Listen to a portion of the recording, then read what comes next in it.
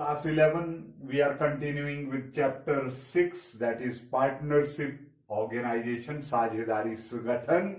और आज का हमारा बड़ा इंपॉर्टेंट टॉपिक साझेदारी के प्रकार, टाइप्स ऑफ पार्टनरशिप। और पहला जो यहां पर टाइप है वो है सामान्य तथा सीमित साझेदारी, जनरल एंड लिमिटेड पार्टनरशिप। सामान्य साझेदारी में साझेदारों का दायित्व असीमित होता है, अनलिमिटेड लायबिलिटी होती है। और सीमित साझेदारी में साझेदार दो प्रकार के होते हैं। पहले हैं सामान्य साझेदार और दूसरे हैं विशिष्ट साझेदार। सामान्य साझेदारों के बारे में एक बात तय है कि उनका जो दायित्व है वो असीमित होता है, अनलिमिटेड होता है, उसकी कोई लिमिट नहीं है। और जो विशिष्ट साझेदार हैं उनका दायित्व सीमित रहता है। सीमित साझेदारी में कम से कम एक साझेदार जो है वो सामान्य या उसकी जो दायित्व है वो असीमित होना चाहिए। फिर दोहरा रहा हूं, सीमित साझेदारी में कम से कम एक साझेदार ऐसा होना चाहिए जिसकी असीमित दायित्व हो। ये सामान्य और सीमित साझेदारों की बात हुई। अब बात करते हैं ऐच्छिक तथा विशेष साझेदारी, partnership at bill and particular partners. तो पार्टनरशिप एट बिल यानी ऐच्छिक साझेदारी अनिश्चित काल के लिए तथा कोई भी व्यवसाय करने के लिए स्थापित की जाती है। पार्टनरशिप एट बिल जो है वो कोई भी व्यवसाय करने के लिए और अनिश्चित काल के लिए स्थापित की जाती है। जबकि जो विशेष साझेदारी है ये किसी विशेष उद्देश्य के लिए पूरा करने हेतु स्थापित की जाती है। और जैसे ही वो उद्देश्य संपन्न हो जाए, पूरा हो जाए, उसके बाद स्वतः ही अपने आप वो साझेदारी समाप्त मानी जाती है।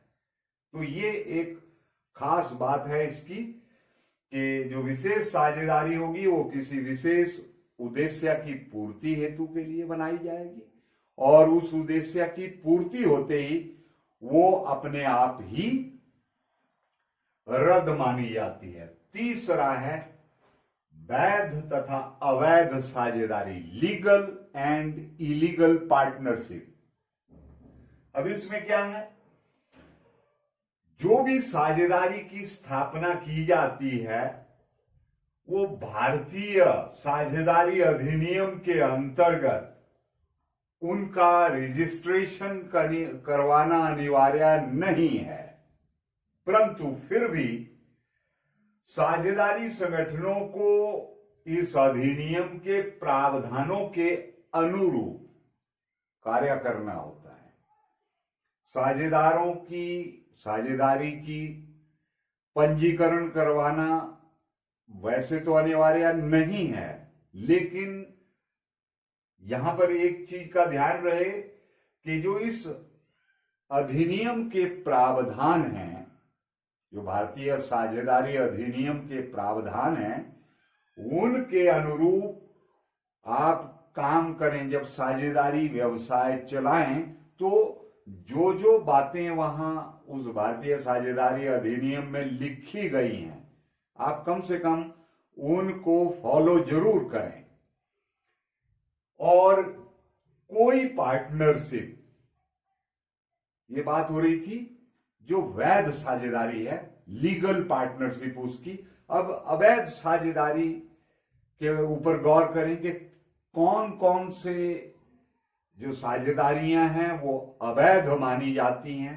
इसके लिए यहां पर 4 क्लॉज लगाए हैं। यदि साझेदारी की स्थापना का उद्देश्य गैर कानूनी है, आप वो काम कर रहे हैं जो कानून की नजर में सही नहीं है, वो इलीगल है, तो वो साझेदारी, वैसा व्यवसाय, वो भी आप कह सकते हैं कि अवैध साझेदारी के अंतर्गत आता है। नंबर 2, यदि साझेदारी पब्लिक पॉलिसी के विपरीत हो, जो सार्वजनिक नीति है उस नीति के वो बिल्कुल उल्ट है, तो भी वो अवैध साझेदारी। तीसरा, सदस्यों की संख्या जो निर्धारित संख्या है उससे कम या उससे ज्यादा, जैसे कहा कि साझेदारी में न्यूनतम 2 सदस्य हों, अधिकतम 50 से ज्यादा नहीं हो सकते। तो अगर 2 के बजाय 1 ही है और 50 के बजाय 51 है तो वो साझेदारी भी अवैध हुई, इलीगल हुई। और चौथी बात, जो साझेदारी में साझेदार है वो मान लो ऐसा सदस्य भी है कोई जो शत्रु देश से संबंधित हो, एनिमी कंट्री से आपका कोई पार्टनर हो, तो वो व्यवसाय भी अवैध माना जाता है, इलीगल पार्टनरशिप। तो ये तो हुई साझेदारी के 3 प्रकारों की बात, 3 टाइप्स ऑफ पार्टनरशिप। अब बात करते हैं साझेदारियों का जो मूल्यांकन है, इवैल्यूएशन करते हैं उसकी। आइए जाने सबसे पहले कि साझेदारी के लाभ क्या है, what are the merits of partnership. Point wise discussion रहेगी। पहला लाभ जो साझेदारी का है वो है स्थापना में सुगमता, इजी फॉर्मेशन। अब जब साझेदारी व्यवसाय शुरू होता है तो 2 या 2 से ज्यादा लोग मिलकर आपस में बैठकर बातचीत करते हैं और तय करते हैं कि किन शर्तों के तहत वो मिलकर व्यवसाय करेंगे। उनमें आपस में एक कोऑर्डिनेशन होती है, समन्वय होता है, और वो 2 से ज्यादा लोग मिलकर धन लगाते हैं और व्यवसाय को शुरू कर देते हैं। उन्हें किसी फॉर्मेलिटी की जरूरत नहीं है, कोई रजिस्ट्रेशन नहीं करवानी है। हाँ, वो वैध साझेदारी हो और अपना व्यवसाय शुरू कर सकते हैं। तो शुरू करने में इसमें सरलता है, इसको एस्टेब्लिश करने में सरलता है, कोई कठिनाई नहीं है, कोई ज्यादा फॉर्मेलिटीज नहीं है, कोई पेपर वर्क बहुत ज्यादा नहीं करना पड़ेगा, कोई कानूनी तौर पे कोई ज्यादा अड़चने नहीं है। दूसरा जो लाभ है साझेदारी का, वो ये है कि संतुलित निर्णय, बैलेंस्ड डिसीजन होते हैं। क्योंकि जो लोग आपस में साझेदार होते हैं उन्हें एक कॉमन मिनिमम डिसीजन लेना होता है और वो आम सहमति से काम कर रहे होते हैं, व्यवसाय को चला रहे होते हैं, तो उनके निर्णय जो हैं वो बैलेंस्ड होते हैं। और 1 से भले 2 वाली बात है, 2 से भले 3, तो आपस में बैठकर वो डिसाइड कर लेते हैं कि क्या डिसीजन लेना है, तो उनके निर्णय संतुलित होते हैं। तीसरा है अधिक वित्तीय साधन। अब मोर देन 1 वहां पे साझेदार हैं, 1 से ज्यादा हैं, 2, 3, वट एवर द नंबर में भी। अब ये संख्या जो है वो सभी लोग मिलकर धन लगा सकते हैं। और जो एकाकी व्यवसाय में देखा गया है कि एक ही व्यक्ति होता है धन लगाने वाला, यहाँ 2 से ज्यादा व्यक्ति हैं, तो उनके पास धन की उपलब्धता भी ज्यादा होती है। ऐसे में हम कह सकते हैं कि जो वित्तीय साधन है वो एकाकी व्यापार के तुलना में 2 या 3 गुना हो जाता है। तो अधिक वित्तीय साधन होने के कारण आप व्यवसाय को बड़े पैमाने पर शुरू कर सकते हैं। चौथा है जोखिम का बंटवारा, डिवीजन ऑफ रिस्क हो जाता है। देखिए यहां पर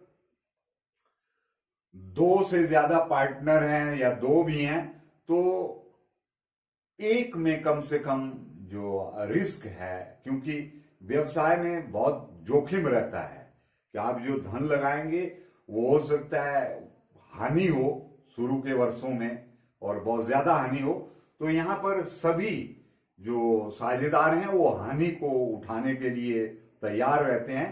और यहाँ पर ये जोखिम का जो एक ही व्यक्ति पे होता था एकल व्यवसाय में, वो यहाँ पर बंट जाता है। तो ये जोखिम के बंटवारे की बात रही। पांचवा है गोपनीयता, सीक्रेसी रहती है। देखिए, कंपनी की तरह पार्टनरशिप में खातों को पब्लिक को नहीं दिखाना पड़ता है। कंपनी में क्या रहता है कि वहां पर आप जनता को वो खाते दिखाने पड़ते हैं आपको, क्योंकि कंपनी संगठन में उसमें शेयर होल्डर्स होते हैं और दूसरे डिवेंचर्स जिन्होंने खरीदे हैं, ऋण पत्र खरीदे हुए हैं, इस तरह से उन्हें अपनी कंपनी को जो उनके खाते होते हैं, अकाउंट्स होते हैं, बुक ऑफ अकाउंट्स, वो पब्लिकली दिखानी पड़ती हैं। लेकिन साझेदारी में जितने लोग साझेदार होंगे उन्हीं को पता रहता है कि उनके यहाँ किस तरह का माहौल है व्यवसाय में और कितना धन लगाया जा रहा है, कितना और बढ़ाने की योजना है, वो उन तक ही सीमित होता है। कंपनी संगठन की तरह यहाँ पर साझेदारी संगठन में ये दिक्कत नहीं है, ये परेशानी नहीं है। इसलिए सीक्रेसी रहती है, गोपनीयता रहती है व्यवसाय की। उन 3 लोगों को, 4 लोगों को, जितने वो साझेदार हैं उन्हीं को पता होता है। तो ये लाभ, साझेदारी के लाभ की बात हुई। अब अगर जहां लाभ है तो साझेदारी की सीमाएं भी अवश्य होंगी। लिमिटेशंस देखते हैं क्या है। साझेदारी की सीमाओं की बात कर रहे हैं। पहला है असीमित दायित्व, अनलिमिटेड लायबिलिटी। और यहां पर जितने भी साझेदार होते हैं उन सब के ऊपर असीमित दायित्व होता है। और इनकेस वो साझेदारी व्यवसाय बंद हो जाए तो दिक्कत ये होती है कि मान लो 3 साझेदार हैं, ए बी सी, तो हर साझेदार किसी लेनदार के प्रति उतना ही उत्तरदायी रहेगा। मान लो ए इनकार करता है, उनके पास कोई लेनदार आता है अपना पैसा वसूल करने के लिए, तो ए इनकार करता है तो वो बी से भी मांग सकता है, वो सी से भी मांग सकता है। तो इस तरह से हर बंदे के ऊपर, जो साझेदार हैं उनके ऊपर असीमित दायित्व, अनलिमिटेड लायबिलिटी बनी रहती है हमेशा। दूसरा है सीमित साधन होते हैं, क्योंकि पार्टनर्स जो हैं वो कंपनी संगठन के मुकाबले अगर बात करें तो साझेदारी संगठन अगर व्यवसाय को बहुत बढ़ाना हो तो इतने साधन नहीं होते, उनके पास इतना धन नहीं होता। अगर 2 या 2 से ज्यादा, मान लो 3 पार्टनर भी काम कर रहे हैं, 4, उन्होंने ऑलरेडी धन लगा दिया होता है। और अगर कोई ये कहे कि वहां पर और धन की आवश्यकता है तो उनमें से सभी लोग अब धन लगाने की स्थिति में होते नहीं हैं, तो उस व्यवसाय का विस्तार करने के लिए जो साधन उनके पास उपलब्ध हैं वो सीमित पड़ जाते हैं। तीसरा जो सीमा है वो है समन्वय का अभाव रहता है, लैक ऑफ हार्मनी। अब लैक ऑफ हार्मनी कैसे होता है?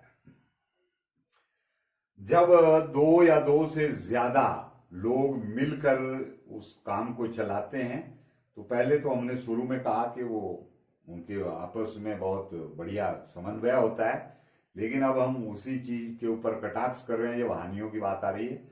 उनमें कई बार तालमेल जो है वो उतना अच्छा रहता नहीं है। उनकी राय जो है वो कई बार व्यवसाय के जो निर्णय लेने होते हैं वो एक जैसी नहीं होती, अलग अलग आदमियों की अलग अलग राय होती है। तो ऐसे में समन्वय जो है वो समहाउ डगमगा जाता है, उसका अभाव आ जाता है। चौथा है निरंतरता का अभाव, यहां लैक ऑफ कॉन्टिन्यूटी भी पाया जाता है। जो साझेदारी संगठन है उसमें लैक ऑफ कॉन्टिन्यूटी होता है। निरंतरता नहीं होती। किसी भी काम को सुचारू रूप से चलाने के लिए उसमें लगातार एक निरंतरता होनी चाहिए। मान लो एक फॉर दैट मैटर बैट्समैन है, वो टीम के लिए अगर अच्छा बैट्समैन उसी को माना जाता है जो लगातार रन करता है। ऐसा नहीं कि आपने एक मैच में 100 बना लिया और अगले 4 मैचों में आपने 10, 12, 5, 7 इस तरह के स्कोर बनाए, तो निरंतरता नहीं है। तो व्यवसाय में भी इसी तरह से जो पार्टनर्स हैं उनमें निरंतरता का व्यवसाय को आगे चलाने में अभाव रहता है, ये लैक रहता है। और पांचवा, जनता के विश्वास का अभाव। जनता के विश्वास का अभाव इसलिए भी रहता है क्योंकि कंपनी संगठन में तो जो लेखे की पुस्तकें हैं वो जनता को, शेयर होल्डर्स को, ऋण पत्रधारियों को वो पब्लिक की जाती हैं, सबको दिखाई जाती हैं और वो देखने के पात्र होते हैं। लेकिन यहाँ लोगों को ये लगता है कि पार्टनर जो हैं पता नहीं क्या कर रहे हैं, ये किसी को अपनी जो खाता की बुक्स हैं उनको दिखाते नहीं हैं, अकाउंट की जो किताबें हैं। तो ये अवश्य में यहाँ पर धन बनाने के चक्कर में है और धन बना रहे हैं इस व्यवसाय को चलाते हुए। तो ये बात जनता के विश्वास का यहाँ पर बड़े साफ जाहिर तौर पे अभाव पाया जाता है। तो कुल मिलाकर ये कहें कि साझेदारी का जो व्यवसाय है उसमें जब सदविश्वास हो एक दूसरे के ऊपर, ये तभी निरंतर फलता फूलता है। अन्यथा यहाँ पर शंकाओं और समस्याओं का दौर शुरू हो जाता है। ये तभी अच्छा करता है जब सभी साझेदार जो हैं वो ईमानदार हों और उनकी आपस में जो कोऑर्डिनेशन हो, समन्वय हो, बहुत बेहतरीन हो।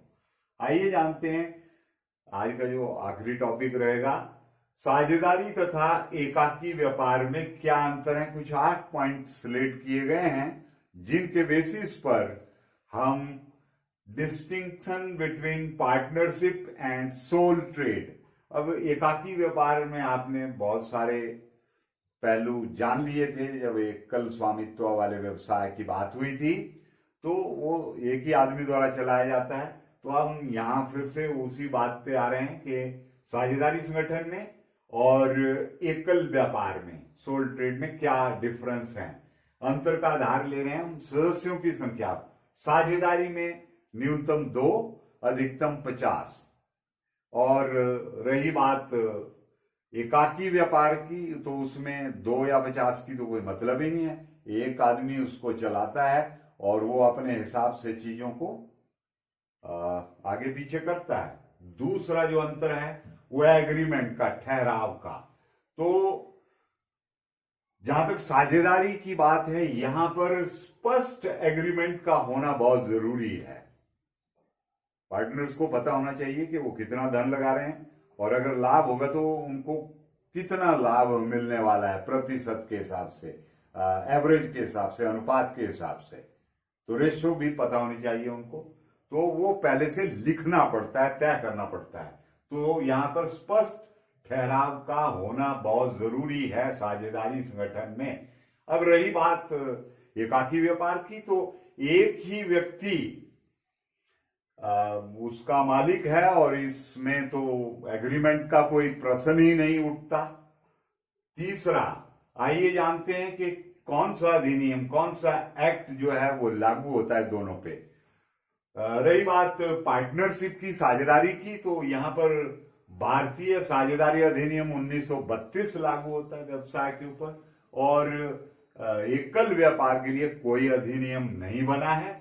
चौथा जो अंतर का आधार है वो है पंजीकरण, रजिस्ट्रेशन। तो पार्टनरशिप के केस में रजिस्ट्रेशन आवश्यक नहीं है, लेकिन अगर हो जाए तो लाभदायक जरूर है। और उस एकाकी व्यापार में तो रजिस्ट्रेशन का, पंजीकरण का कोई प्रश्न ही नहीं उठता। पांचवा है लाभ हानि का बंटवारा किस तरह से होगा, प्रॉफिट लॉस का जो डिवीजन है। यहां पर पार्टनरशिप में सभी पार्टनर्स में जो एग्रीमेंट के अनुसार होगा उसी के हिसाब से लाभ हानि का बंटवारा होगा। एग्रीमेंट में पहले से ही लिखा रहता है कि एबीसी 3 पार्टनर्स हैं, इस रेशो में, इस दर से वो धन लगाएंगे और लाभ की जो अनुपात होगी वो इस प्रकार से रहेगी। ये पहले से लिखित होता है, डॉक्यूमेंट होता है, फाइल बनी होती है उसकी।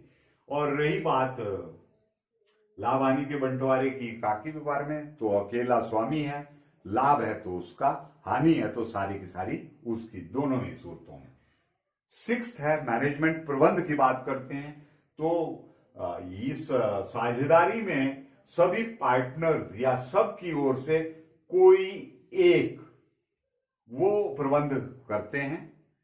एबीसी 3 पार्टनर्स हैं, तो हो सकता है कि तीनों प्रबंध में शामिल हों मैनेजमेंट में, या कई बार वो ऑथोराइज कर देते हैं कि बी ही देखेगा व्यवसाय को और ए और सी जो है वो सिर्फ धन लगाएंगे और लाभ हानि में जो भी भागीदारी है उनकी जो एग्रीमेंट के हिसाब से लिख दी गई है वो उसके ऊपर टिकेंगे, उसको फॉलो करेंगे।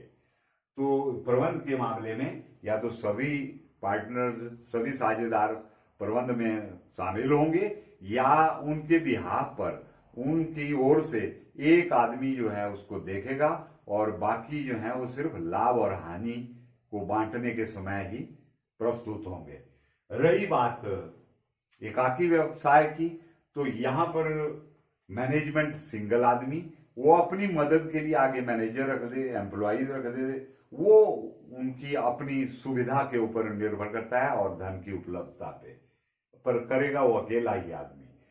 पूंजी की बात करें कैपिटल की, तो यहां पर साझेदारी में सभी जो साझेदार होते हैं वो पूंजी लगाते हैं और यहां पर एकाकी व्यापार में एकल स्वामित्व वाला जो स्वामी है वही धन लगाता है।